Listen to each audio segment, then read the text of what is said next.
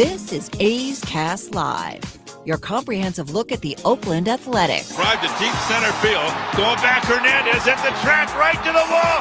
Gone! Elvis Andrus! And 29 other MLB clubs. High drive, deep left field. Nino left the building. Guerrero lifts one to left field and gone.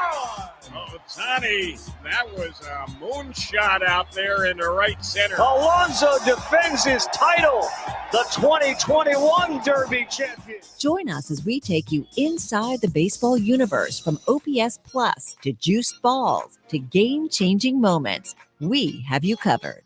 Spend your afternoon with us next from the town, only on A's Cast Live. Here's Chris Townsend. Welcome to A's Cast Live from the field, and this is a very special edition of A's Cast Live because, as we've been telling you all this time, that it's the number one podcast, one of the number one shows in baseball. We're approaching 5 million downloads. We've been waiting to get the approval to finally air this video-wise on the field from Major League Baseball. This is the first time they're finally allowing us to do it. The best backdrop that you can have. And it is just fitting here for you watching on YouTube, you watching on Twitter, that our first guest is our old friend Marcus Simeon, someone who has been so good to us all the years as a great A, and a guy from the Bay Area, San Francisco to Berkeley, to the Oakland Athletics, now with the Texas Rangers. It's just fitting that we finally are allowed to do this, and you're our first guest. How you been? I'm doing well. I'm happy to be home. Yeah, no, I'm just seeing you walk over here, and all the hugs, all the guys, and obviously home for family, and, probably the kids come with you, and grandparents get to see the kids. I know it's your second time this season, but it's always got to feel good when when the plane touches down and you're back. It is. That was a big reason I came back to the AL West. Free agency, you get to decide, where you want to go to a certain extent. And, Texas and the AL West is important to me, to be able to come home and see my parents more. And we still have a house here. So to stay in the house, it was nice. Well, I can tell you, just tell people, when I first left the radio station to take the job with the A's, it was a big decision, right? It was for my family. It was very emotional, and it was a risk, and it was all of that. And I'll never forget. So I signed with the A's. I leave the radio station. I go down to spring training. We're launching A's Cast for the very first time. And most players, they don't know. They don't care, right? They have no idea. It was you who came up to me in the clubhouse and said, "Hey, congratulations. I heard you're coming to the A's." I'll never forget that. And to me, it will always show what a class act and what a great A you'll always be, and why we'll always love you as an A, because how thoughtful you were, and you still are to this day, but how you just know everything that's going on. The fact that you came over and said that to me, that'll always mean a lot. No, I'm happy that you still doing what you're doing with the A's, and you're making a big impact on this community. And I always paid attention to Bay Area sports as a kid. So, whether it's on the radio or, the TV networks or whatever, a lot of people in this area want to know what's going on. And for you to deliver that, it means a lot. Well, and I think about where you have gone, and I actually have a couple questions about Toronto, but how's it going so far in Texas? Because let's face it, third team in 3 years, it's a lot of change. Yeah, definitely. Last year going to Toronto, having a, not great first month. You don't know anybody. It's not always the easiest thing. Now this year, same thing. A little bit worse of a slump. But there's some things that I'm working out and I'm excited about. We have a good mix of veteran and young talent here in Texas as well that I'm really excited about, and a front office that is really hungry to win. So it's a good combination. Well, it's interesting, you talk about slow starts, but then all of a sudden now here you guys come. Like all of a sudden you were looking at the standings going, wow, Texas is in trouble. You've erased that, and you're starting to play well in the West. You guys are coming in here, no question, with a lot of confidence. Yeah, the last 9 games we knew what we had in front of us with Anaheim, Houston, and Anaheim again, and then here in Oakland. So we knew that we needed to play our best ball in the division. Our pitching's been unbelievable. I think it's time for the bats to get going, and we'll see what we can do. And, everybody's saying that in the league. That's the thing, is that you look around, and I don't know if it's the humidor. I don't know. People are talking about when the weather warms up. Balls have been different. We've been talking about that for years. It's just not you guys or yourself. There's a lot of people have been struggling early. Do you think there's something to the humidor or the balls or anything? Well, I mean, now we have technology to tell us how hard we hit it at what angle. And, certain years, certain miles per hour with a certain angle we're getting out. And it depends. It's still early where the weather is not hot yet. But, yeah, I mean, it's something that as a hitter I always pay attention to, especially as a guy who doesn't hit the ball 110, 115 miles an hour. You need to, hit it 100, 105 at a 30 degree and feel like it's going to get out. And that's kind of my game and what my game has been. So we'll see how the year goes on. But like I said, personally, I feel like if my mechanics are right and I'm doing things the right way, I'm confident and I'm happy with where I'm at. Now, I only got to go to the old ballpark. I haven't traveled with a team since COVID. I got to imagine going to that new yard every day is pretty sweet. It is very sweet. It's luxury. It's you walk in the clubhouse, you have everything you need. The facilities are amazing. It's a great place to show up to work. And me, I just want to play baseball. So they have provided everything we need as players to get better and win. And now it's up to us to utilize it to the best of our ability. What do you think of the division so far, now that you've seen the division? I mean, we finally saw the Mariners for the first time. I know the Angels at this point still haven't seen the Mariners. You've seen everybody in division. So when we talk about yourself, you talk about the Angels, you talk about the Astros. Like how do you see the division as someone who's played in it for so long now? Yeah, it's a well-balanced division. I think that everybody's got pitching. All the starters in the division are rolling right now. In Seattle, they're sitting there at the bottom right now, I believe, and they have former Cy Young winner and a bunch of young arms. So they're going to make some noise too. It's really going to come down to who's hitting and who's playing the best defense, because the pitching has been locked in the division. Now, I wanted to ask you about Toronto, because some of the, you could say to a guy, hey, what was it like playing in Toronto? But that's not Marcus Simeon's journey with the Toronto Blue Jays, technically. There was some Toronto. There was also your spring training facility. There was Buffalo. What's it like playing for a team that doesn't really have a home? I mean, that had to be a crazy year for you. It was. I mean, we started the year off in Dunedin, where I think most of the games were like road games to us. The Blue Jays did not have a large fan base in Dunedin. Everyone in our division seemed to have a larger fan base. We played Tampa, obviously, that's close to Dunedin. Red Sox, Yankees, they had more fans than we did. So it was an adjustment to play big league games in a spring training facility under the lights, where the lights are a little dimmer. But then when we went to Buffalo, we kind of turned it on. We had fan support throughout. We had literally Toronto fans coming down to Buffalo and packing that AAA stadium, and we felt the energy. And once we got to Toronto, although it was limited capacity, it felt loud in there, and we really fed off that. And I think about the crowds that you guys get in Texas, because the new ballpark, people just want to experience it. And now they have something that they've always wanted, a ballpark inside with air conditioning. You remember all the years going there as an opponent where it's hot, it's raining. It's, the one year we were there, it was like tornadoes were happening right outside. Our plane got hit. Remember that? How crazy. Our plane, actually, the stairs, the wind was so strong, the stairs hit the wing of the plane. They had to fly another plane in for us to go to Tampa. But now I got to think, for them, just to know you're going to have a baseball game every day has to be huge. That's big. I mean, we had that luxury here in Oakland. I feel like there's rarely a rain delay here. Playing in the AL East, there's a ton of rain delays, and it affects you as a player. But yeah, the stadium, like I said, is best in baseball, in my opinion.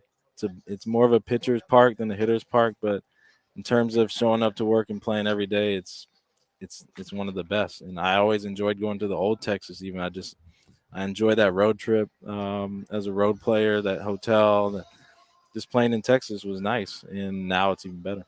When I think about your journey, obviously, how our fan base feels. They wanted you to be here forever, and it was hard when you left. It was it was the start of kind of, we know how this thing was going to roll, and it was sad, but you'll always be loved here, obviously. But when you went through that process, you have that process really once in your career. Here you are, free agent, boom. What was that like, and why was the decision the Texas Rangers? Yeah, well, for me, I got to go through free agency twice technically. My body of work in 2020 was not as good as 2021, so the market was way better in 2021. And I was, at 31 years old, we were just trying to figure out how many years we could get and who needed a middle infielder. I was still contemplating playing shortstop. But now as a second baseman, we understood what the market was, and it came down to really the numbers, the finances of it. And we got the best deal, the best offer from Texas, and it was a place that was at the top of our list, and it really lined up. And I know you look at a deal like this and you say, this is what sets me up for the rest of your life, your career, generational wealth. That's great. We're all happy for you. But I think a guy like yourself who loves this game and keeps yourself in unbelievable shape, I mean, in your mind, aren't you thinking playing longer than this contract? I am. Obviously we're in year one of a 7-year contract. That's a long time from now, but the way I train and prepare is to play beyond that, of course. I love the game. I'm the type of person who wants to play until they take the jersey off my back. Some people, you look at what Posey did and say he had more years. Like I said, I'm the kind of guy who's going to keep going until I can't, and that's just how I was raised. How's the family doing? We're good. 3 boys now. Kindergarten graduate, preschooler, and a 1-year-old just running around, and we're adjusting to Texas. We moved out there full time now, so it's been a transition year, especially this offseason with everything that went on with the union and everything and free agency, and we're just getting settled in now. Yeah, we've watched your family grow, and it's interesting, to watch you as a player, watch your family grow. It's been one of the things, and, life changes, but the one thing that I think has always been a great advantage for you is your wife and how supportive she is, obviously being a former athlete herself and understanding the business. That's just got to help you. We know how hard you work, and we know what you put into it, and it helps that you have that support off the field. No doubt. My wife, her work ethic is probably better than mine, not only when she played, but as a parent and as a wife. And for me, it makes me just more calm when I come to work to know that my family and my kids are in good hands. And I do everything I can here to make sure they're comfortable at home. Well, I'll say this because I know you got a meeting you got to go to. I've been doing this a long time, right? We say goodbye to Kurt Suzuki. We say goodbye to Stephen Vogt. We say goodbye to Jed Lowry. And everybody, for some reason, how many times did Ricky Henderson come back, right? Jose Canseco came back. I know you're going to play a long time, and we even though you're in division, we're always going to root for you. You're one of our favorites of all time, not just because what you do on the field, knowing what kind of person you are. We'll always root for you. I do feel if there's like players, I can see you back in an A's uniform. I don't know when. I just have a feeling we'll see you again in Oakland. Yeah, you never know. Like I said, I want to continue to play as long as I can.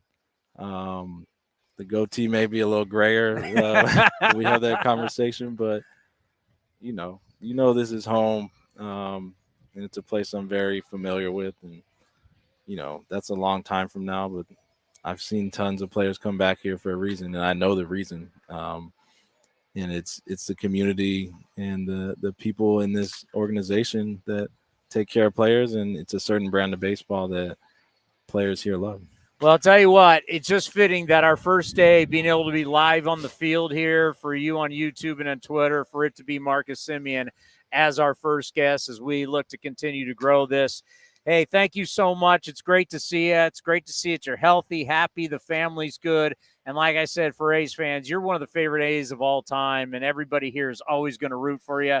Whether you're playing against us or not, we will always root for you. So let's do this again soon, and good luck the rest of the season. You stay healthy. Thank you. Thanks for having me. The great Marcus Simeon right here on A's Cast Live.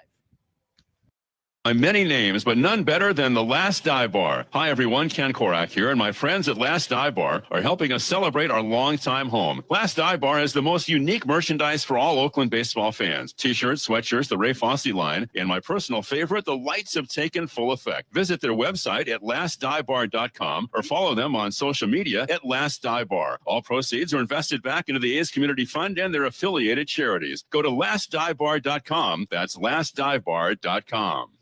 Some things just go together. Peanut butter and jelly, cookies and milk, Oakland and Kaiser Permanente. If that last one caught you off guard, it shouldn't, because Kaiser Permanente has been helping keep Oakland healthy since our very beginning. And as the official healthcare partner of the Oakland A's, that won't be changing anytime soon. Whatever you may need, you can trust Kaiser Permanente to help keep you feeling your best. Kaiser Permanente. Thrive. Visit kp.org today. What's it like having supersonic Wi-Fi from Xfinity? It's fast, like riding a cheetah fast. Kitty, U-turn please. Unbeatable internet only from Xfinity. Get supersonic Wi-Fi with the new Xfinity 3-for-1 bundle. Unlimited gig internet with a 2-year rate guarantee, a free streaming box, and add Xfinity Mobile. Go to xfinity.com/3for1, call 1-800-XFINITY, or visit a store today. Restrictions apply. Xfinity Mobile requires post-pay Xfinity internet. After 24 months, regular rates apply to all services and devices. Unlock offers and receive exclusive in-game features by downloading the MLB Ballpark app for iPhone and Android today. Plus, get the latest information on game times, schedules, and more. Humanity has accomplished a whole lot so far. We created penicillin, the automobile, and the internet, not to mention drones, duct tape, and the hot dog. It's all thanks to the power of human connections. And RingCentral's here to make that even easier, more seamlessly and securely, on a platform built to grow your business. Say hello to a whole new way to say hello. Visit ringcentral.com and say hello to possibilities. RingCentral. Message, video, phone, together. Hey A's fans, we've got a great deal for you. Get 4 tickets and parking for all Friday night games starting at just $39. Pick from great matchups, post-game fireworks and drone shows, giveaways, and more. Outside corner, ring him up. And Eaton can't believe it. Grab the crew and head to the Coliseum with friends and family any Friday night this season. 4 tickets and parking starting at just $39 for the whole group. Tickets are available at athletics.com. That's athletics.com. If you're looking for a new mattress, Nest Bedding has you covered. Sleep on the same mattress Hall of Famer Ricky Henderson sleeps on. Nest Bedding is a national brand with family-owned prices and service. You can shop at one of their Barrie locations, and all stores are sanitized and safe, or you can navigate their easy-to-use website, nestbedding.com. That's nestbedding.com. Green and gold fans, use the coupon code Oakland, and you'll get 10% off your entire order. Nest Bedding, love where you sleep.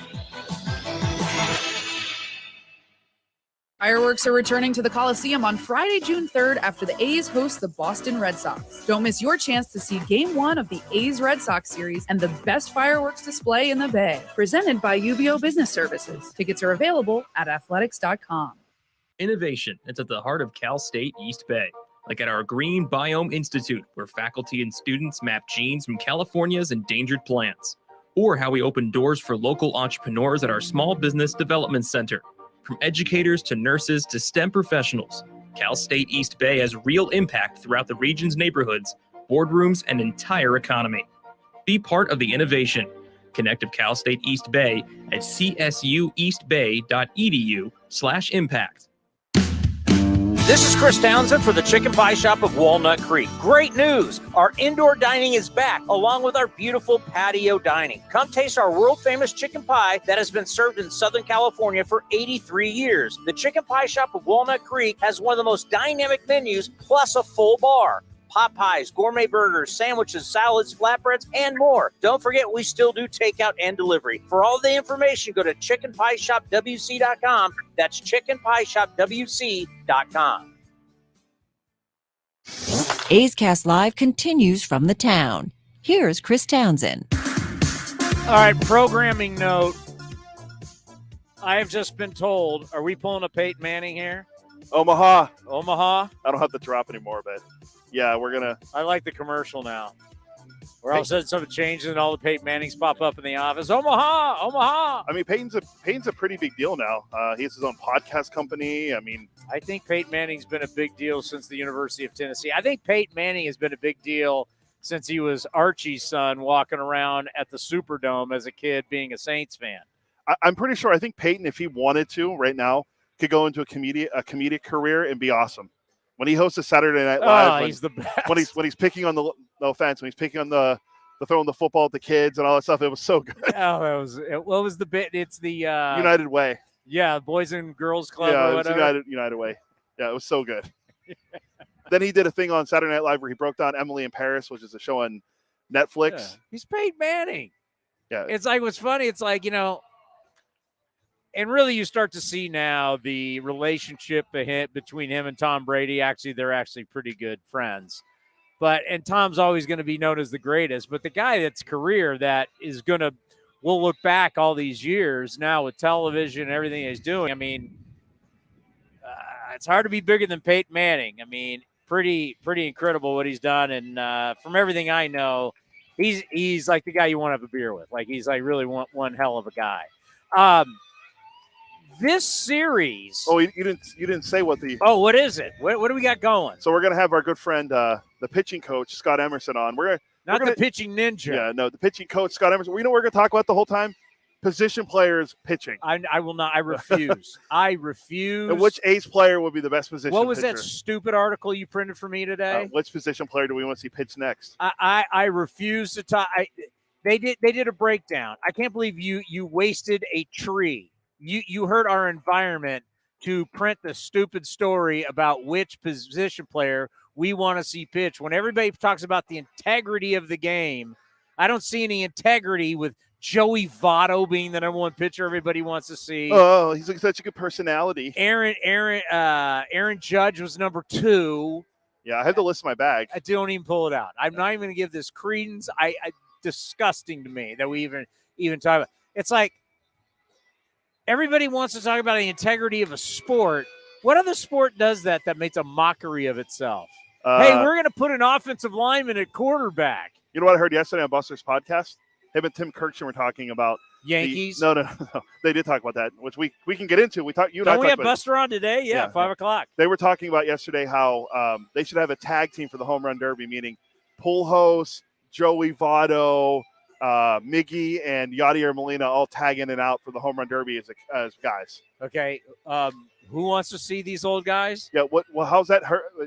It's a gimmick, right? So I want to see Miguel Cabrera hit the ball into right field because he can't turn on the ball anymore. That's what I want to see. Wow, shots fired at future Hall of Famer. I'm just saying. I'm just saying. Is this on? Is this camera on? Yeah. Is this microphone on? I'm just saying. Kind of interested in this matchup. I don't know how many people got a chance last night to watch MLB Network where you had the Rangers taking on the Angels, but the Rangers are coming in here with some confidence, and the Athletics, obviously taking 2 out of 3 in Seattle, all of a sudden have found some offense. By the way, what's cool about being live on the field now, you can see it as Cole Irvin just comes by, friend of the program. I didn't even see Cole. Yeah, you're gonna now get to see what we get to see on an everyday basis. Move the camera around so they can see. Move it around so you get to see what our platform is like. And if you're listening, now you'll have an idea.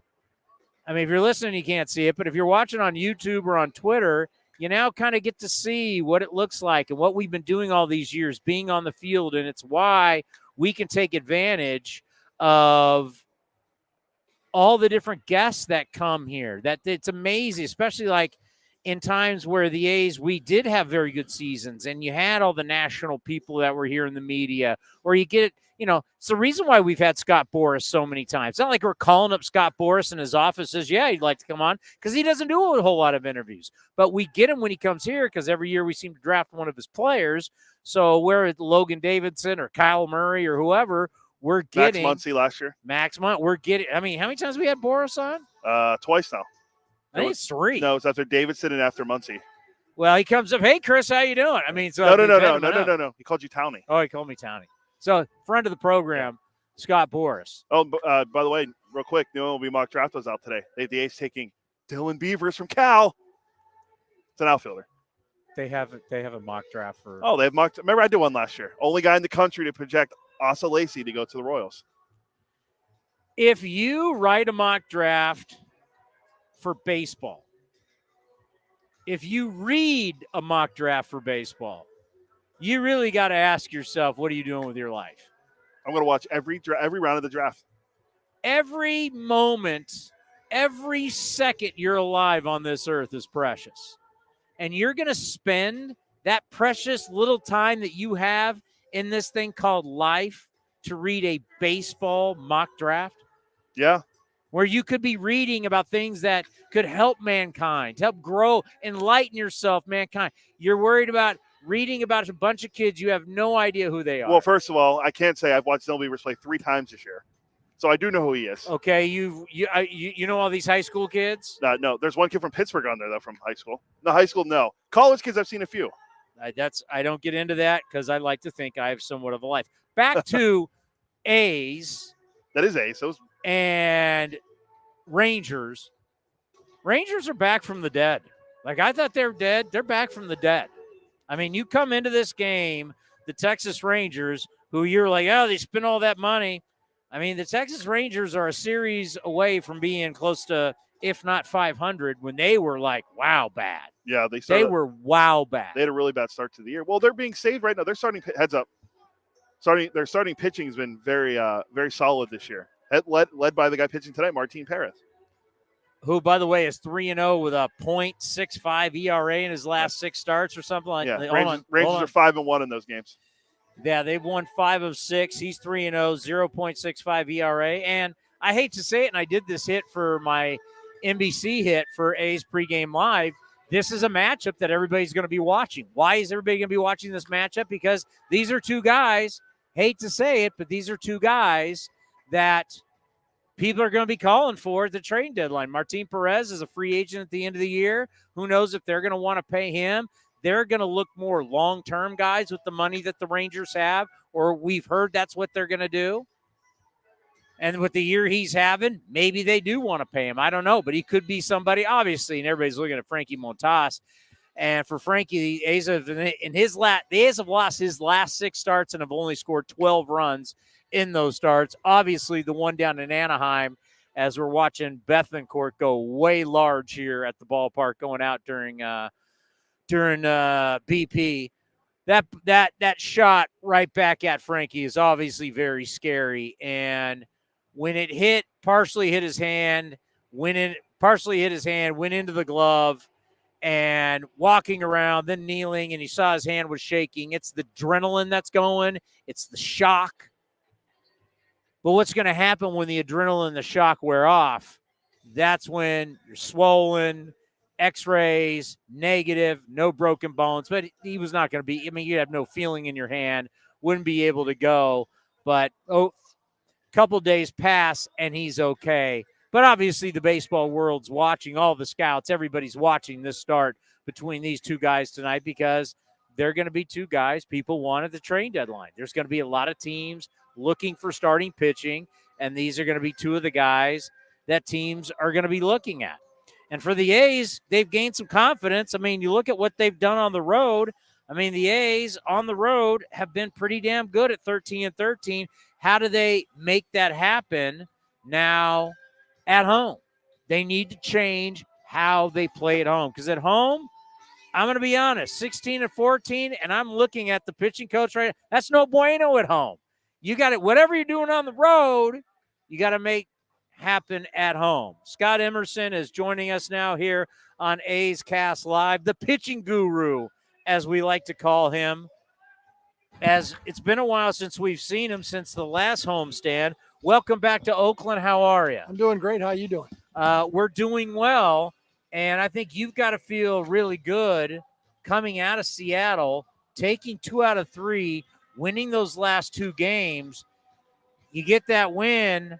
Happy flight on the way home. How are you guys feeling as a staff? Well, obviously you want to build some momentum off those 2 wins in Seattle. So, I heard you earlier talking about playing at home. We we got to come out and establish ourselves in our home field and do the right things and keep playing good, solid baseball that we played the last games in Seattle and carry that on through this homestand. Is there any rhyme or reason why a team would be better on the road than at home? I mean, this is the mound that you know. These are the hops. This is the infield. This is the outfield. You know the bounces. You understand the weather. We know that the wind constantly swirls here at the – this should be a complete home field advantage. Teams don't like playing here. They don't like the clubhouse. They complain about this. This should be the ultimate home field advantage. Why the struggle at home? Well, yeah, you got to try to use that to your advantage. And, it's not like the guys go out there and think home and road is anything different. But obviously, you look at the 12th man in football, and that's the crowds, Oakland is a great place for us. We love it here, and we'd love to get a little bit more people here. So to support the team that goes out there and plays hard each and every day. And it's a grind. It's a grind. The season's always a grind. And we appreciate everybody who comes to the game support. And, when you're on the road, sometimes there might be a little bit different atmosphere. But we got to find a way to create that atmosphere at home no matter what. And, the guys try to do that. And the fans, they're very important to players, and they're very important to us. So I think that might play a little bit into it. That's not an excuse. But, we do got to play better at home. Okay. Comebackers for pitchers. Unless you've pitched, you don't understand it. And Emo and I are old enough that we pitched in the juice bat, metal bat era, where you had bats. Easton was making bats that were 35 inches, 29 ounces. I mean, they were swinging it like they're wiffle ball Black bats. Magics. Oh, it was insane. And the ball came back at you so fast. And I think about Frankie. When Frankie bent down and his hand was shaking, right there that told me, there's the adrenaline. There's the shock. He's not feeling anything. And when the shock, adrenaline wear off, is going to be pain. You x-ray it. There's no breaks, which is good. But I knew, I didn't no feeling in the hand. You can't really – I understood why he came out. And that was, wouldn't you say, the best thing for him, and really for the hitters, for everybody. Yeah, a little bit precautious. When you get hit in your two fingers that are really important to throwing the baseball and you don't feel those fingers – for a while and they feel a little bit numb, obviously then you don't know where the ball is going to be going, and then you're going to hurt the ball club. So, when Frankie was out there and he threw a couple warm-up pitches and just didn't feel right at the time, it was best to get him out, get him seen, get some ice on it, and get some treatment. And Nick Paparesta, our athletic trainer, did a great job with him, and we were able to bounce back and be ready for today's start. In your pitching career, did you ever have to come in after a hurt guy? No, but, I came in after Roger Clemens twice on rehab assignments, Aaron Seeley on rehab assignments, Arthur Rhodes on rehab assignments, and I knew what inning I was pitching. And the reason why I ask is I had to do that one time, and what happens is you get called from the bullpen. I had happened to me in college. You come running out, and they say, take your time. You got all the time in the world. And you're sitting there, and so this is college, right? This is not the big leagues. You still have a couple thousand people in there, and you start playing catch, but you're supposed to have all the time in the world. But everybody's like, all right, come on. Yeah, hurry up. Let's get this game moving. You can't help but rush because everybody's waiting. And they're looking at you. Your team's looking at you. And you're supposed to be ready to go 8 pitches as a reliever. How do you really be able to settle a guy by saying, relax, you got your time? Well, you call down to a reliever, generally 2, maybe 3 hitters in advance. You might try to stall a little bit time on a visit to the mound. So they're used to warming up quick. So, for me, it's the ambiance of everybody around you, and then playing catch when normally they might throw 2 balls, they get on the rubber and throw their warm-up pitches. Now, all of a sudden, you're in the game. You got 40,000 people in Anaheim, and you're in front of the mound throwing, and if you throw one to the backstop, everybody's going to laugh and go chaotic on you. So, what I try to tell the guys is go do your normal thing. Get up on the mound, make your throws, do your 10, 15 warm-up pitches, and we're ready to go. So hard to do because all the eyeballs are like, how long is this going to take? Yeah, I hear you. That is not it. By the way, twice after Roger Clemens? Twice. Now, the story goes, in my remembrance, he threw both perfect games through 5. I come in and give a base hit up the middle every time. It was, he's the greatest pitcher of all time, and I got to follow that. And here I come in throwing my 90, and the guy rips one up the middle. both times. So what was it like having the Rocket as a teammate? Oh, I mean, that guy is a leader by example. He's didn't talk to many people while he was pitching or before he pitched. He opened up after the game. This was in Trenton, New Jersey in AA. And just watching him go about his business before the game was pretty impressive. Like no nonsense. He was intense, yeah, right? No signing autographs. Don't even talk to me. Kind of stay away from me, which I love because he's preparing and getting him psyched up to go out and pitch that game. Brad Osmus is probably the best guy to talk to. He caught him over 300 innings in his career. So about the Rocket though, but in my opinion, a guy, a Hall of Famer, one of the best pitchers of all time. 7 Cy Youngs. How many times did he come in second place?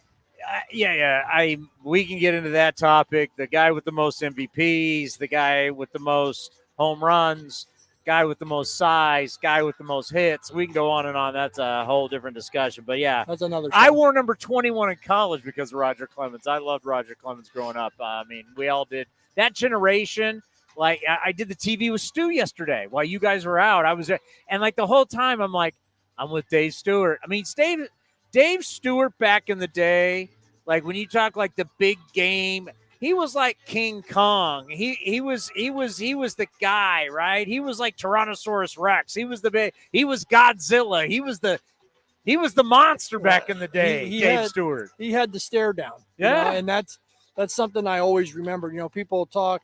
I grew up in Arizona, Scottsdale Community College. The Oakland A's spring trained at our junior college 1 year, maybe 2 years, and Dave Stewart, Bob Welch, and Kurt Young, and those guys were on our fields. And I got to go shag and play catch with them. But just to watch Ron Darling, the Eck, and to watch these guys work and how powerful they look to me. Like these guys aren't intimidated or of anything. They were Oakland A's baseball. And so when I was fortunate to come to the Oakland A's organization and come up here to the big leagues, those are the guys that I Dave Duncan, probably one of the greatest pitching coaches of all time. Yeah. Those are the guys for me that I look at and go, wow, I get to see these guys. I get to see the numbers up here and Dave Stewart and Bob Welch and Kurt Young and Storm Davis and Niek, those guys, just watching them go out and do their business at Scottsdale Community College was like, this is something I want to do. And it was awesome. How do you create that down here? How do you make your guys go, you're like Dave Stewart, you're like Bob Welch, Mike Moore, Dennis Eckersley? I mean, how do you build them up and make them get that sense of belief? Because a guy who's doing that for you this year is Paul Blackburn. He believes. It's just not, okay, I get it. He changes grip. You could say that stuff to me all you want. Yeah. There is something about, there's a difference between going out on the mound and surviving versus going out to be a winner. Yeah, most definitely. The one thing, though, is, all those guys that you talked about had that one thing, and that's confidence, and that's you're not going to beat me. I know that, I remember Stu talked to the group in Instructional League when I was the pitching coordinator about somebody asked him how he dealt with failure, and one of his answers was failure. I never failed. His point was I just didn't have it that day. He gave them such good advice that he was lucky, or he was so confident in himself. And this is how I took the conversation. So when guys are down here, they got to be them. James Caprillion, Paul Blackburn, Frankie Montas, Cole Irvin, and Zach Logue, when they go out and take that mound as starting pitchers, they have to command the strike zone, but they got to command and demand it of themselves to be who they are. If you're not a 96, 97 guy, well, you better locate, and you better not be afraid to locate. And that's kind of a message I try to tell guys too. Like, you can be a power pitcher with a 90-mile-an-hour fastball. You act like it. Here I come. I'm coming to get you. I'm going to be the aggressor, and then I'm going to change speeds. You know my saying, and then I'm going to throw my breaking ball off Give him that. the saying. We're on video now. Well, if hitting is time and pitching is disruption of timing, and I truly believe in that. You got to be the aggressor with all your pitches. When you got to be in the zone, you got to be in the zone where you want to be in the zone. You got to have that intent to throw it where you want to throw it. And that mindset is, here I come.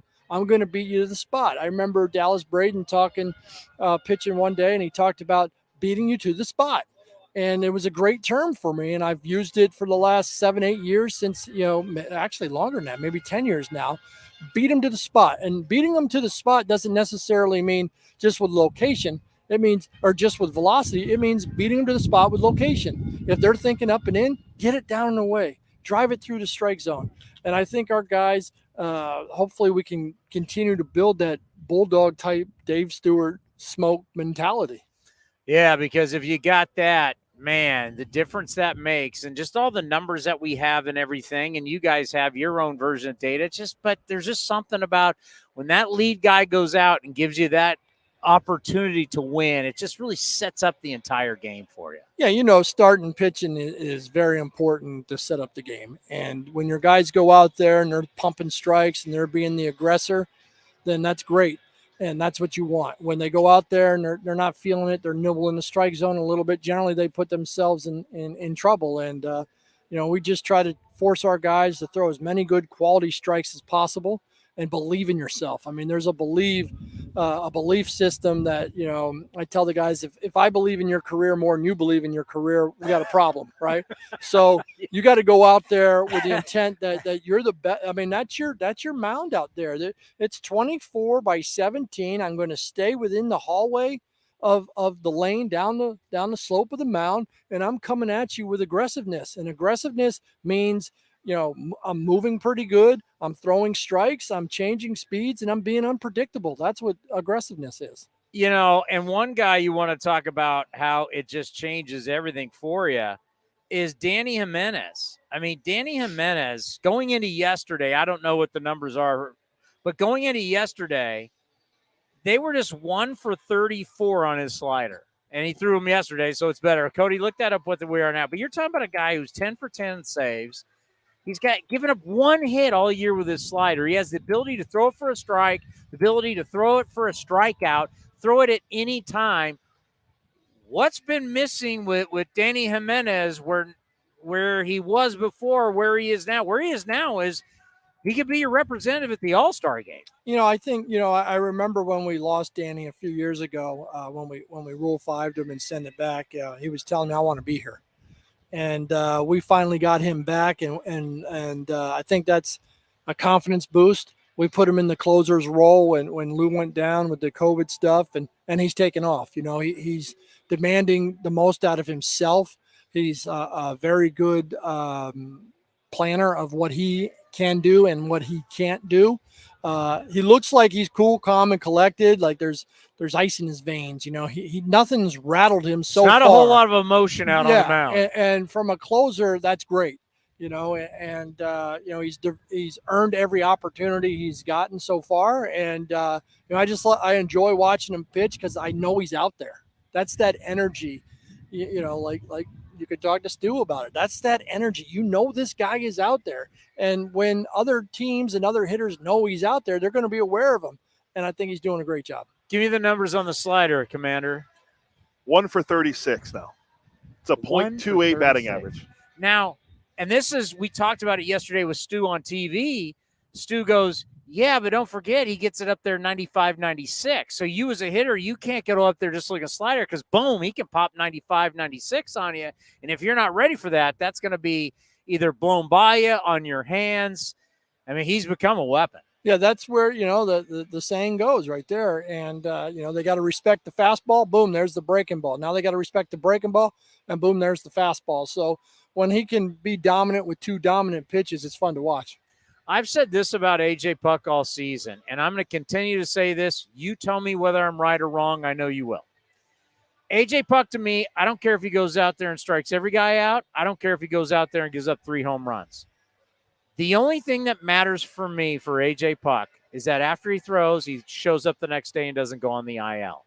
When I can see AJ Puck pitch 20 times or more in a season, not go on the IL, I'm going thumbs up. I know he's got the talent. I know he's got the arm. To me, it's all about, can he stay healthy? Yeah, I'll take the 2 out of the 3. I'll take the strikeouts and staying healthy, and we won't take the home runs. I get you. Yeah. I need him to be healthy. AJ's put himself in a spot with his delivery that he feels comfortable with, that his arm feels good. He's bouncing back better than he's ever have.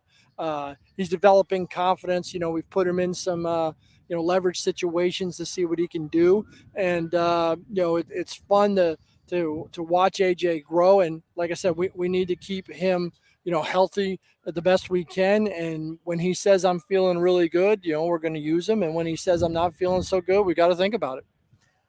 I want you to say to the crowd, say it one more time. This is our first time that we're allowed to do this. So you've seen it for years.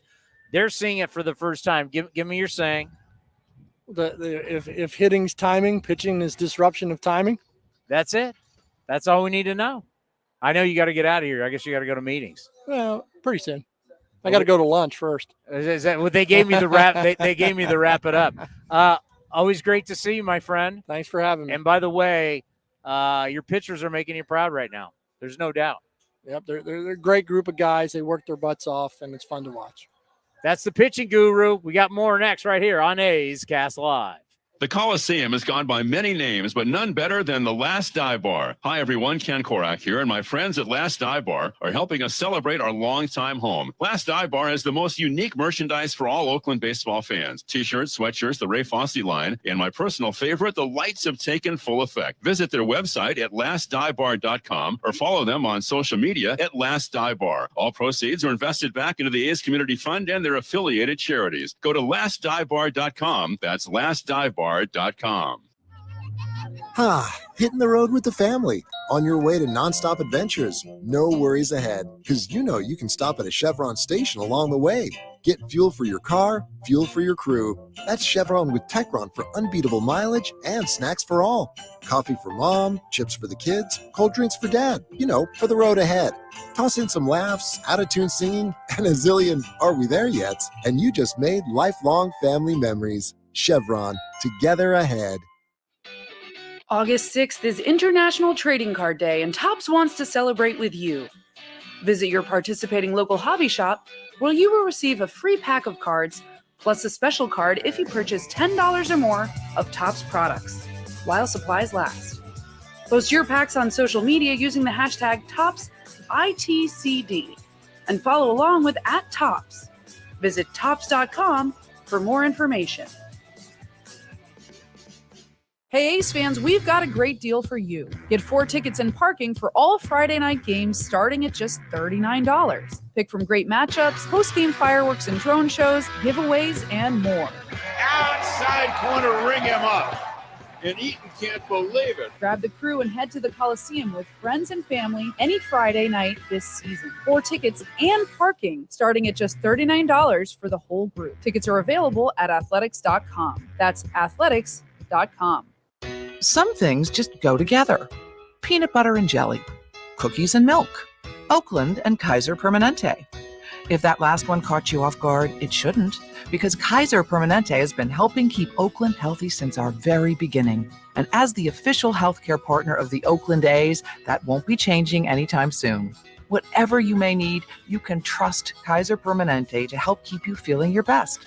Kaiser Permanente. Thrive. Visit kp.org today. Coming in at 5'3", it's number one mom. She switched to Xfinity and got the all-new 3-for-1 bundle. Unlimited internet, streaming, and Xfinity Mobile. All for what you could pay wireless companies for just one 5G unlimited line. Boom shakalaka.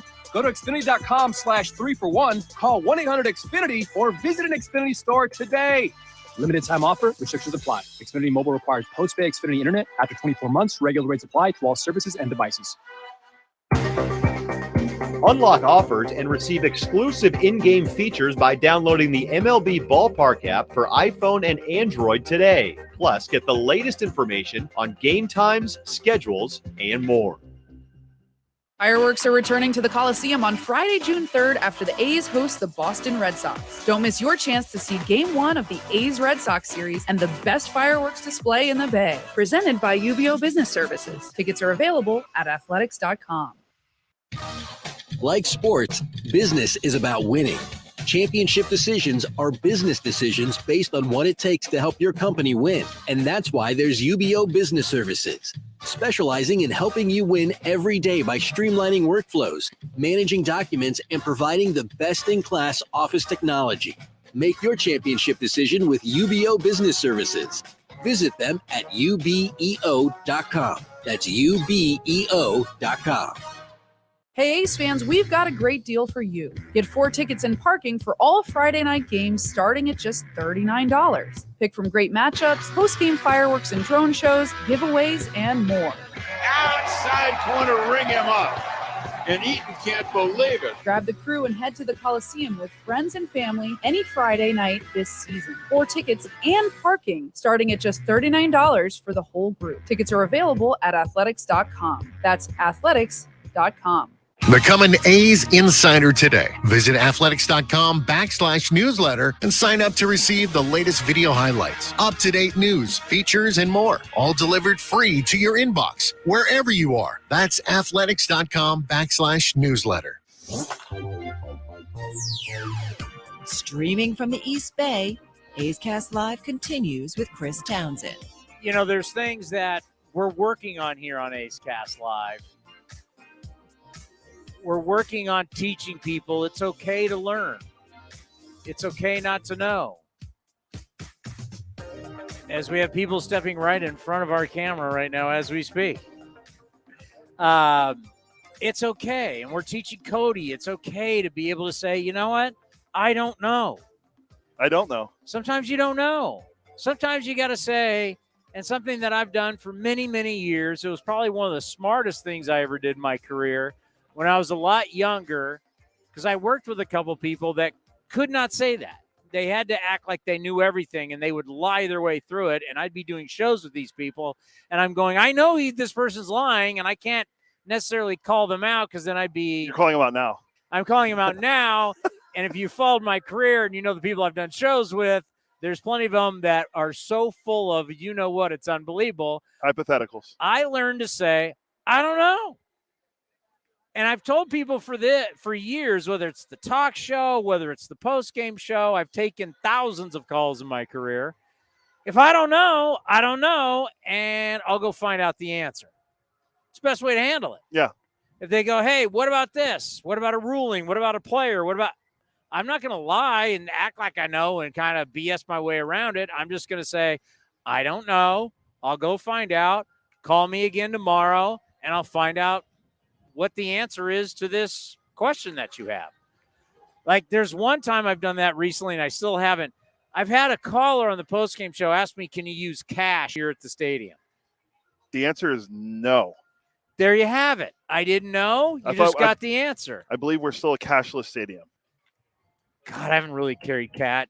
I'll carry cash when I travel, but I don't really carry cash anymore. I carry cash to the golf course, and I carry cash when I travel. That's it. Yeah, from what I'm reading, it says we're still a cash-free ballpark. I mean, I've seen the machines that dispenses the debit cards you can use to put and you put money on it. I didn't know. Yeah, well now you know. Now you know. There used to be that commercial that we used to play that we used to hear at the old station. The more you know. You got to learn things.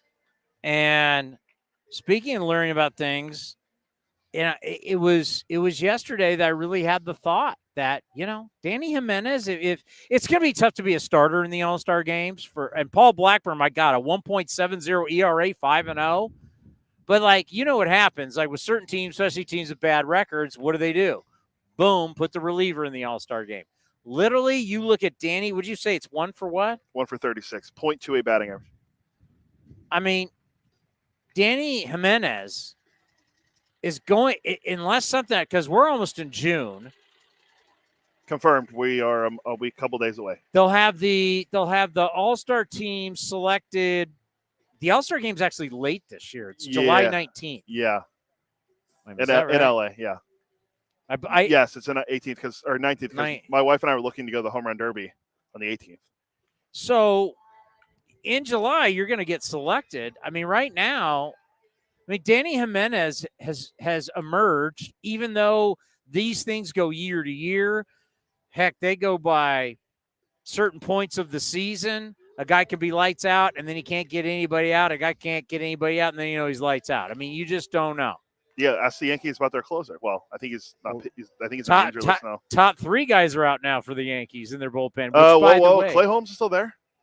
Chad Green's out. Yeah, Chapman and the other guy hurt his oblique. What the heck's his name? That's their top 3. Loizaga. Yeah, he just went on the DL, right? You mean him and his 70 ERA or whatever it is this year?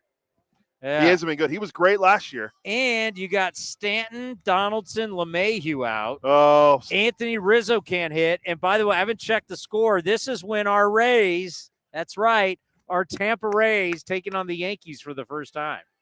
So John Heyman had the tweet earlier. Scoreboard's up. It's 0-0 in the 5th right now. So John Heyman had the tweet. The Yankees or what are they, 31-13, whatever the record is. They played the Orioles 13 times. They played the Rays 0. Well, okay. They're almost done with the Orioles, and we're in May. Look at this.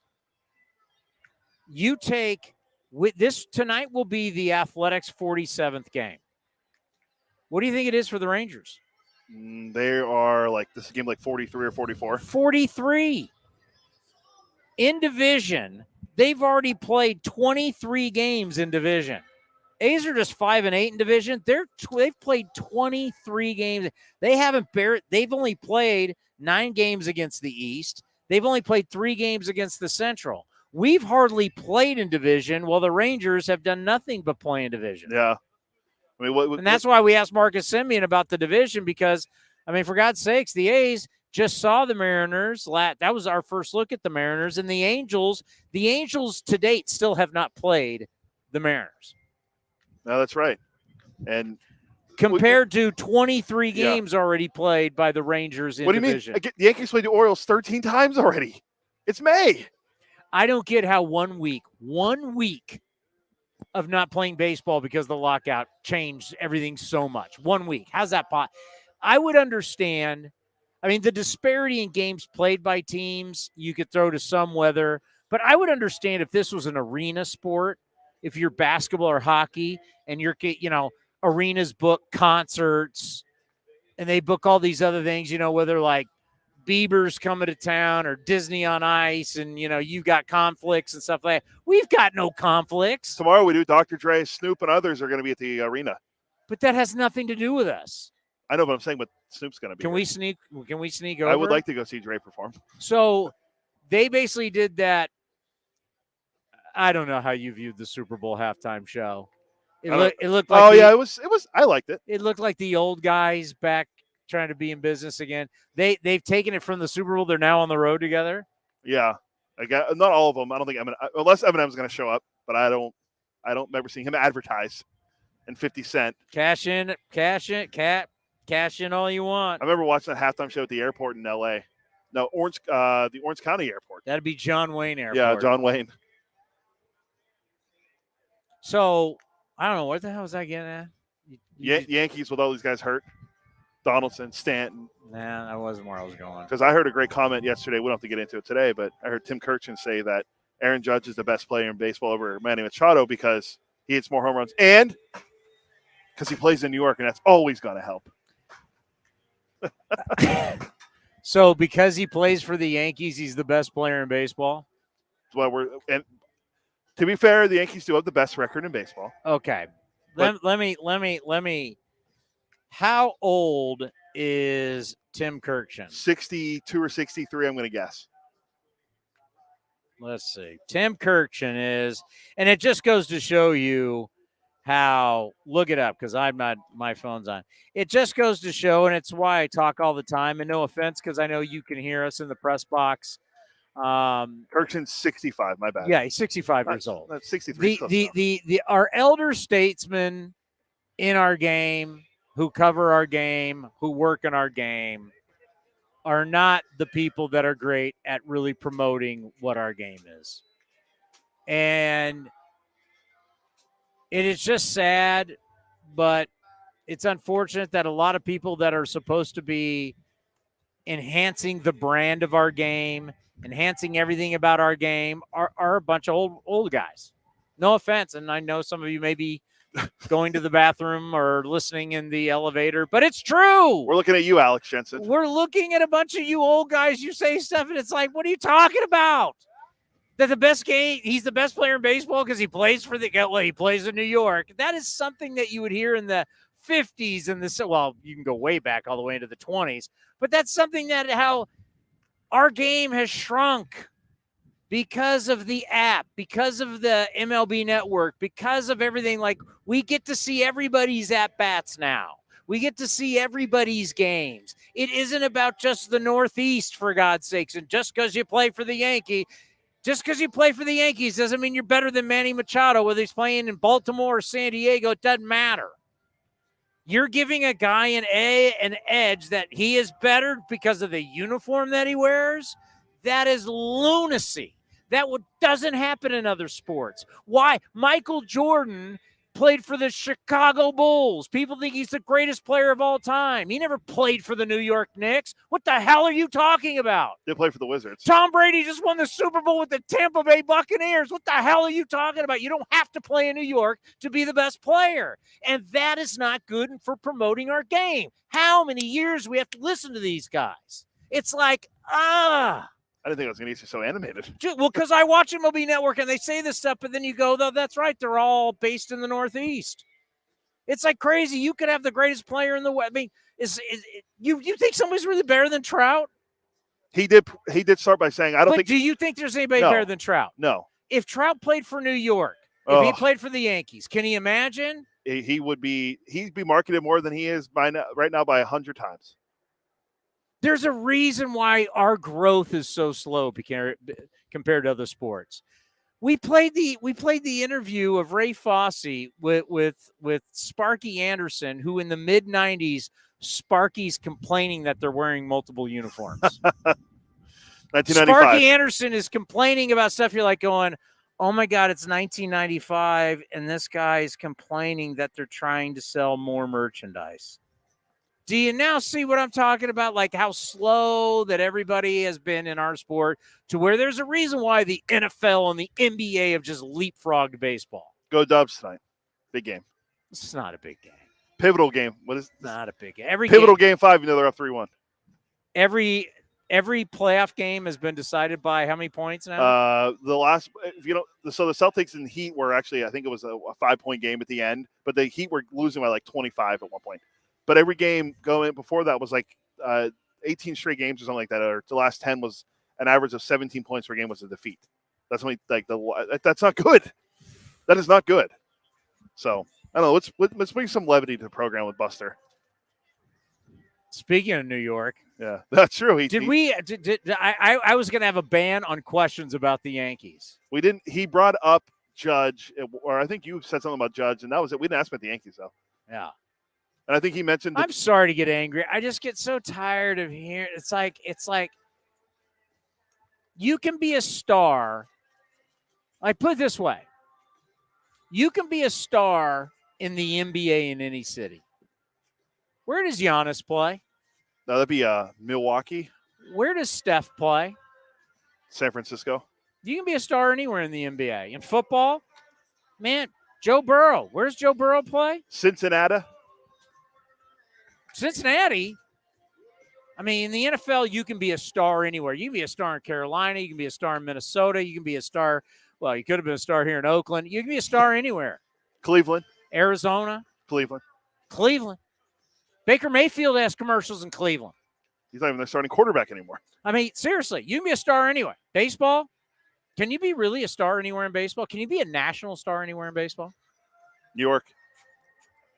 I mean, you can't tell me that's not a problem, and it's a problem that you've caused because the other sports. Why are you looking at me saying that? Yeah, I don't know. You're not old. I don't have a guy to blame here. The other sports have proven that not to be right. In fact, hockey too. The best player in the league plays in Edmonton. And then before that, the best player played in Pittsburgh. Not the Rangers or Boston. Explain this to me. Why are the Steelers not considered a small market team in the NFL, but considered a small market team in baseball? Popularity. Riddle me that, Batman. Yeah. Figure that one out. And Steelers are considered a heritage. They are. Super Bowl, big-time franchise, Pittsburgh football city. But in baseball, it's, there's just a little city with a team. How's that possible? Yeah. Same with hockey. They're big. They're small. I don't get it. They're more mid-market in hockey, but. So, yeah, and you know what? I'm sure there's people mad at me at the press box right now, but if you want to argue it, I'll argue with you all day. Small-mindedness in our sport has hurt our sport, bottom line. So on that note, we were going to have Dan O'Dowd and Buster Olney on the show 2 days ago, but obviously with the tragic shooting in Texas, things changed for our show. I hope you understand. That day was more about what we had lost, the treasure of those children, teachers, and we weren't going to play the interviews. So we taped these interviews, and we'll probably end up Dan O'Dowd from MLB Network. We'll play him on Friday. But here is Buster Olney from ESPN from earlier in the week. Well, now joining us here on A's Cast Live, you know he's one of our favorites. We bring up his podcast, Baseball Tonight, all the time. We like to call ourselves the number one podcast for teams, but the number one podcast in our sport, no question. Buster Olney is your host. Buster, we love reading you. We love listening to you every day. It's been a while. How are you? I'm doing great. Almost a quarter of the way into the season, having fun, great storylines all over the place. How are you doing? Good. What do you think of our new set here?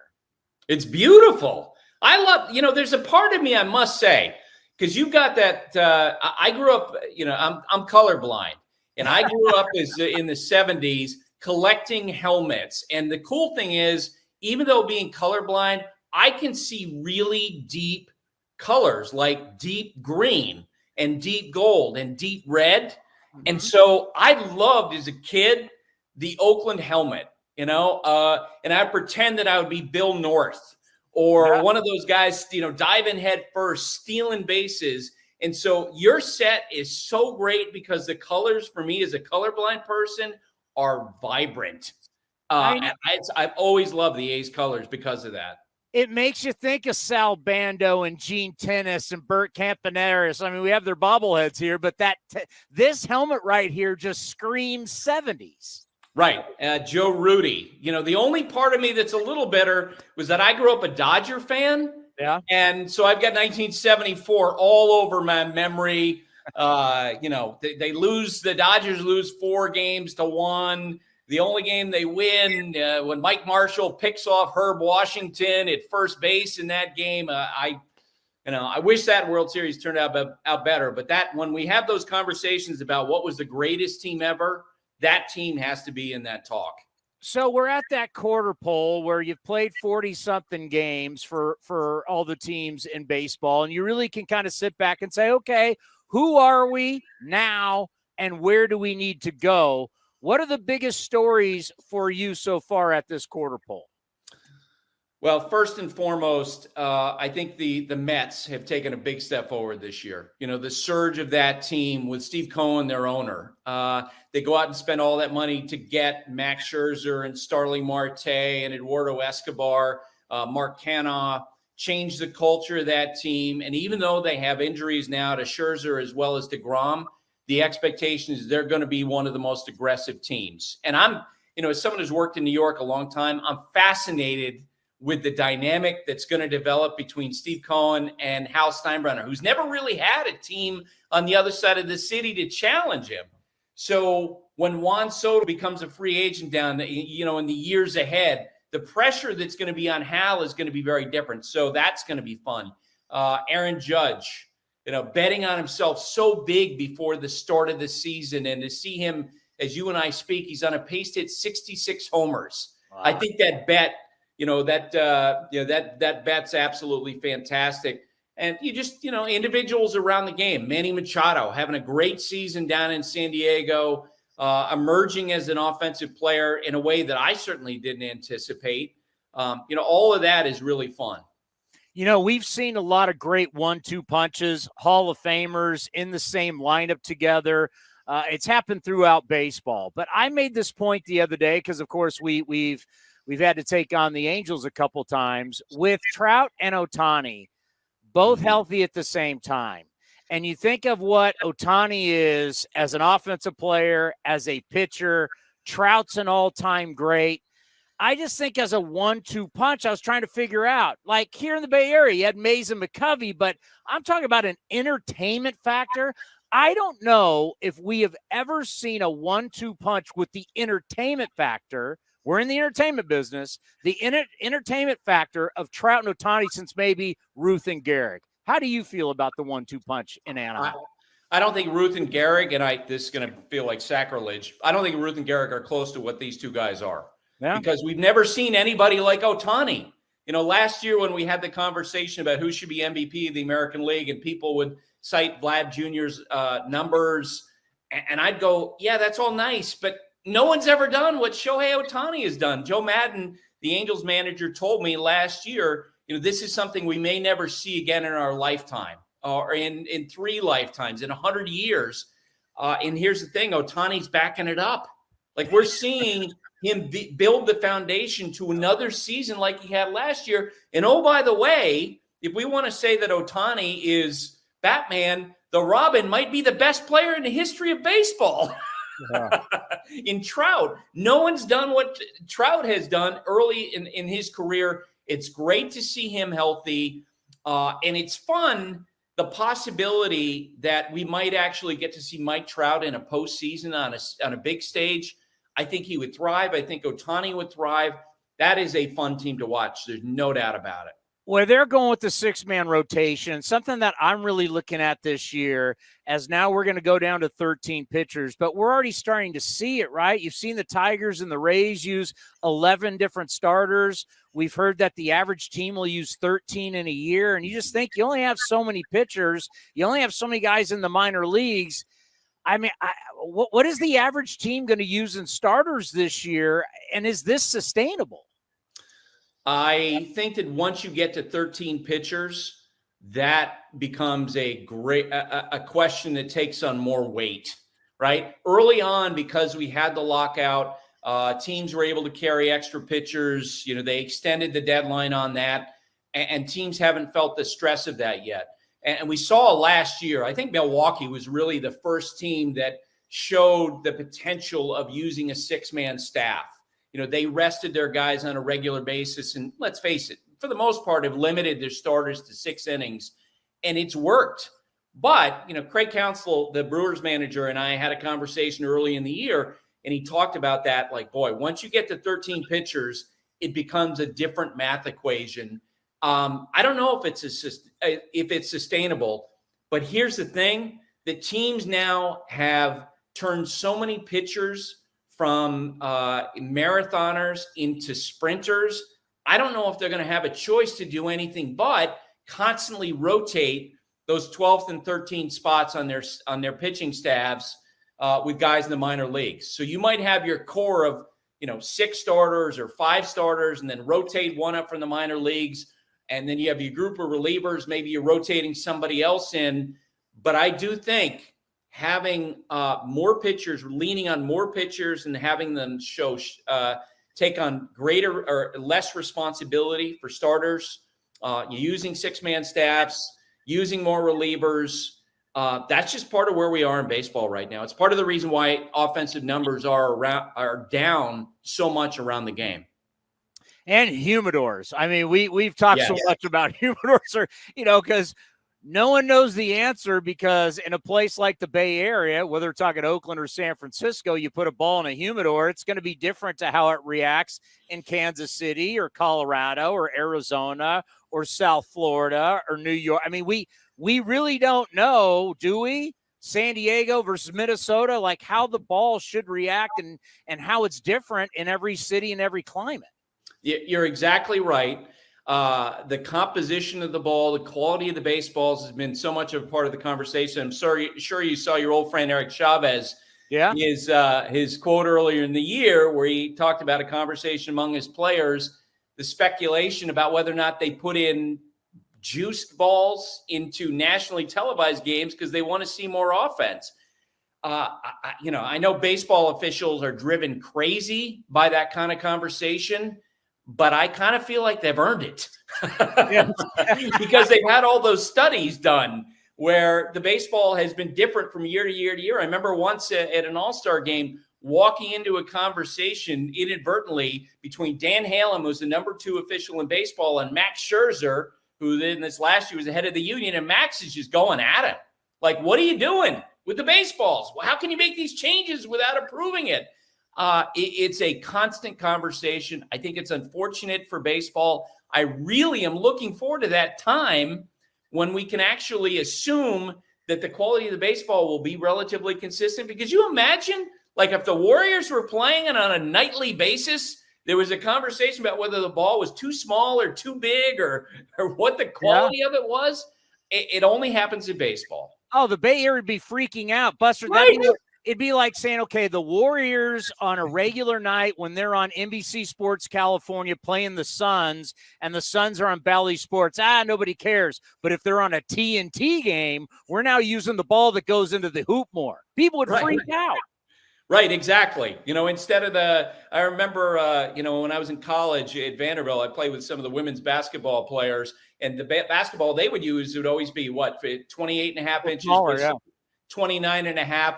And that thing, you could shoot it like crazy. Imagine if that was the conversation, is the ball just a little bit smaller for the Warriors and the shooting percentage, it would be crazy. But that's what's going on in baseball, and it really has been going on for 4 or 5 years.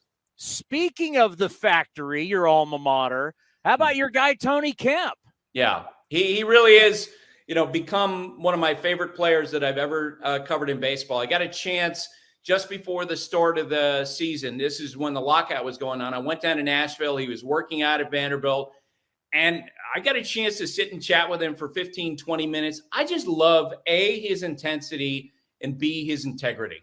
And I've always, I knew him when he was in college a little bit, but then when everything happened with the sign stealing in Houston, and to hear the stories afterward about how he was one of the guys who told the veterans, I don't want any part of this. I don't want to participate in this. Don't relay the signs. That was so impressive to me. It said so much about him as a person. And this spring was the first time I got a chance to talk to him about it. Like, how did you as a rookie tell veterans on that team, no, I'm not going to participate? Because and I know we've been around teams. Yeah. The idea that a rookie is going to tell a bunch of veterans that says a lot about the person. No, can you imagine having that conversation with Carlos Beltran? Yeah, right, exactly. And someone who, Carlos Beltran on a Hall of Fame trajectory, and looking him in the eye, or, guys who've been in the big leagues a long time, and to say flat out, nope, not right from the beginning, because there were guys on that team who we know after the fact, once they got caught, they were like, well, I didn't really want to get involved, or no, it wasn't involved. Tony was right from the get-go. Nope, not doing it. Don't ask me. You guys do what you are going to do, but I'm not getting involved. Let's end on this. One of the fun things about our game is talking about the individual players, the greatness. As you mentioned, Aaron Judge. I mean, we haven't seen 60 bombs since Sammy Sosa. You think about that, or Giancarlo, but when you talk about the best player in the game, it's amazing. I mean, what we're talking about with Soto and what's going to happen in his future, Machado, what he's doing for our buddy Bob Melvin in San Diego. There are so many great players.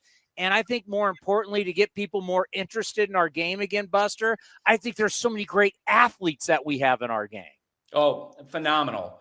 Juan Soto, I think you would agree with me, in a perfect world, in a better lineup, he probably is the best hitter in baseball, pound for pound, in terms of being like his generation's Ted Williams, Trout, just everything that he can do. He always seems to get better. It's like, his career trajectory is the side of a pyramid. Yeah, where every year he's making adjustments. I love Manny Machado's story, because I don't know how you felt when he was with the Orioles. You thought, okay, the guy's an elite defender. I had conversations with Brooks Robinson about him, how good he could be there.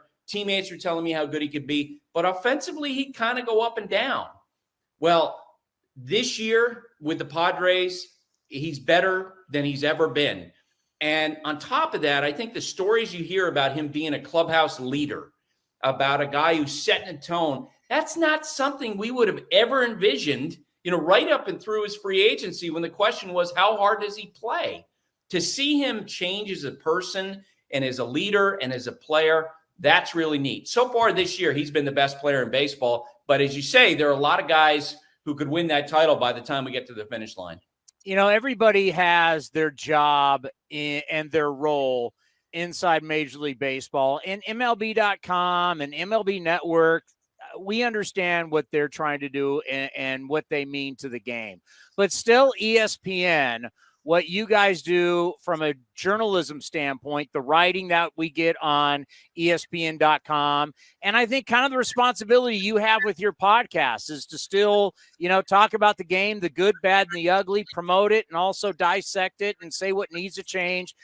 Do you still feel that responsibility? I know we don't have baseball tonight like we used to on ESPN, but what you do with the podcast and what you do with the writing, I mean, still us baseball fans go to you for the truth. And I appreciate that, because that's always been my goal as a reporter. I believe that the truth needs to be the absolute foundation of everything that we do. I personally, for example, this week, we had the whole thing with Josh Donaldson. I like Josh personally. I think, I admire him as a player. I love the changes he made in his career. And I thought he made a mistake on Saturday with Tim Anderson with what he said. And I thought it was a mistake not the next day to just come out and say, you know what? I've heard the voices. I messed up. And I'm going to do better going forward. And if I saw Josh today, I would say that to him. And I think you would agree with me. There are a lot of entities where you can't necessarily get that. So I appreciate the words. Well, I say it all the time, and just to, what fans we are, we steal from you all the time. So, and that's the best compliment that you can have. And I wish I could steal your studio. Oh my God, all that green and gold. I love it. Well, we'll send pictures because we finally got approved by Major League Baseball. Starting Thursday, we can do this live from the field. So for home games, our set will be the Oakland Coliseum live from the field. And meanwhile, all I've got is a picture of Abraham Lincoln behind me. Your set is a lot better than me. Well, Abe was a big deal, though. And he would have been a huge fan of the Cubs, probably. You are the best, Buster. You be well, and let's do this again soon. I always have fun talking with you. Now, the question would be, would people be bitter about Abe Lincoln and his hat at the Cubs game at Wrigley Field? Like, bro, you can't be wearing a hat like that. I can't see over it. That's a great question because is it really? It is. I'm channeling my inner John Morosi here. That's a great Chris. Chris, that's a great question. There you go. Chris, great, that's a great. Great question, Chris. He said it's so good. It's so question, fast. Chris. Yeah. He had a. Where is a good friend JP? He's harder to track down than who's the white well that he's harder to get than Joel Sherman. At least Sherman tells you no. I can't even get Morosi to respond sometimes. Joel Sherman, he is the only major player in baseball media we haven't had. Yeah, we've had everyone. We've had Verducci. We've had everybody. Rudders. We had Rudders-wise. We had pretty much everyone. Another New York guy. Yeah, whatever. I hate him. We see the Mets this year. You know what? We play the Mets here, I think. No. The Mets come here. They come here? They come here. Maybe the Metropolitans? Maybe Joel Sherman will be here. Not a chance. Yeah. Well, I'll reach out to him. What's he going to say then? Why can't he do it? That's a New York team, and we're playing a New York team. You're a New York honk. Yeah, why not? Do I have to go through my guy Lou from MLB Network to book you? I got Dan O'Dowd. I can get him. We got to play Dan O'Dowd because Dan was great. I love my guy Dan O'Dowd. We'll play it tomorrow. So tomorrow we're going to have Mark Kotze as normal. We're going to have CJ Nichtowski from the Rangers and CJ the lefty from Sirius XM MLB channel, and maybe our good friend David Forst. I know he's busy this week with college scouting. So, although Cal's right there and Dylan Beavers telling you that's the guy. Well, we're gonna. I'll tell him that when I see him too. We'll probably tape Kotze tomorrow morning at 9 a.m. That's a given. I'm always prepared for that. You'll have your man bun ready. See, Yep. this is Cody with his hair done. I get to see the man bun in the morning. It's like this greasy European soccer looking thing. It's just it's tough. I mean, if I had breakfast, I'd probably vomit. It's so bad. By the way, I'm going to a wedding next month in Texas, and I'm told that have you? It's my wife's cousin. You need to grow up and stop going to weddings. At some point, you got to say, "I'm not going." I've to been to like 6 weddings my entire life. Why? It's now family. that you're married, it's family. It's my Who? wife's. It's my wife's cousin, first cousin. What does And that they were have to? and they went to our wedding. What does that have to do with you? Well, I'm the husband, so. Well, you could say. Anyway, I at, got a job. Have you ever heard of this before? It was Western summer casual, is what the dress style is. I'm not doing it. Western summer maybe casual. Summer Western casual. That's what summer Western casual. What do you think that is? It's got to be like we're getting in the cowboy hat, shorts, something like that. Cowboy hat, jeans, cowboy boots. Nothing that I don't wear jeans. I don't have cowboy boots. I don't have a cowboy hat, and I don't have a bolo tie, which I wasn't part of it. I would rock the Phillip Rivers bolo. I might go bolo tie. I would rock. I'm going to get a full suit, a new one, but I think I might buy a bolo tie. I do not have boots, and nor do I have a cowboy hat. I don't either. I got jeans. I'm going to go see the Rangers play the next day while we're down there. You know who they're playing? Juan Soto and the Nats. Oh, Juan Soto. If anybody's been listening to the show, how we completely destroyed the Juan Soto, Ted Williams comparisons that these people have been trying to throw out, which is absolutely ridiculous.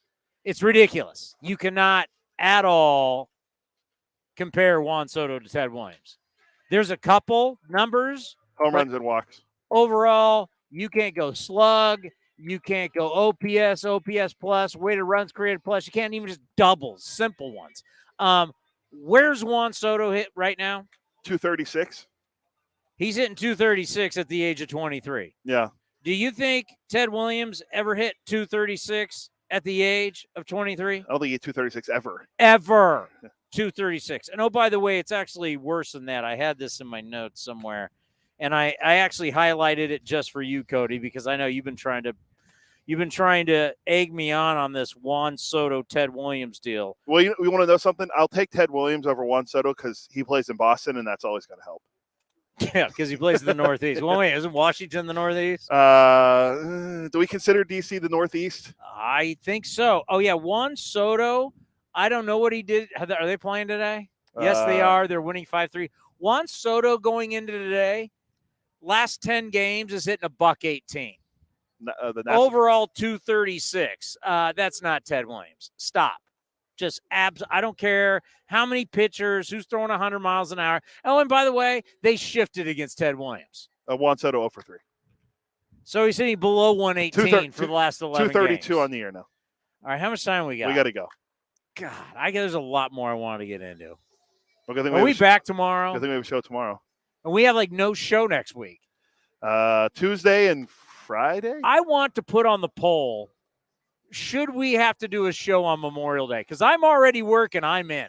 Yeah, nobody else here is working. Yeah, for some reason, I'm the only of the what is our department called? We need a name for our department. For broadcast Grounds crew's going to be here. Show the grounds crew. Grounds crew's going to be here Memorial Day. They're here.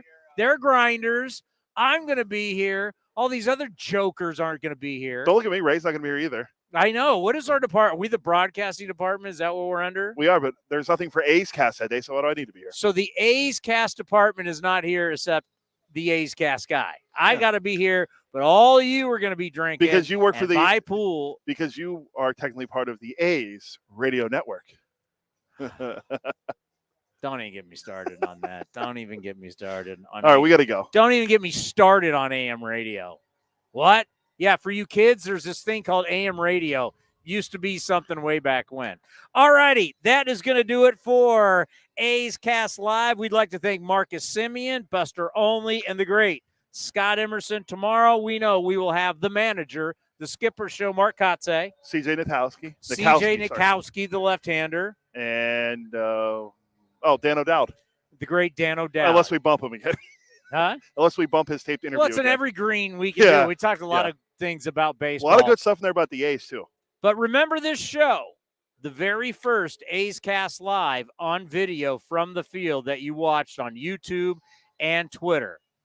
This right here is the future of baseball, and you saw it for the first time, and I think we're going to grow this thing, and it's going to be fabulous. And everybody listening at athletics.com/AceCast and on the iHeart platform, we truly appreciate it as we're trying to bring you the best possible program we can for A's and baseball fans. We'll be back in just a little bit with A's Total Access, brought to you by Chevron. The Coliseum has gone by many names, but none better than the Last Dive Bar.